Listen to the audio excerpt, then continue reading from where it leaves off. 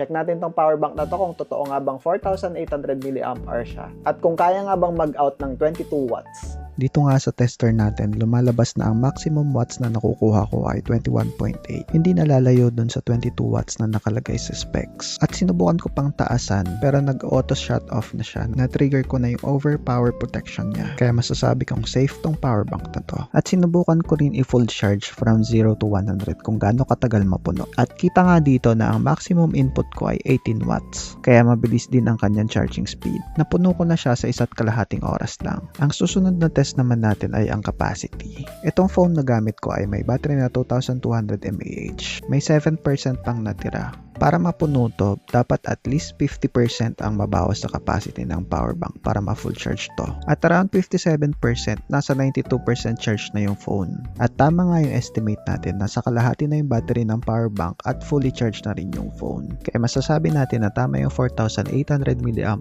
na capacity na tong power bank. Meron siyang tatlong port. Ito yung lightning port. Merong Type-C port dito. Ito yung kanyang in at out. Dito mo siya i-charge. At meron din siyang Type-C port dito sa taas.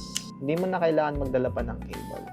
At itong Type-C na to ay pwede rin siya maging strap o hawakan. Available in pink, black, white, and blue.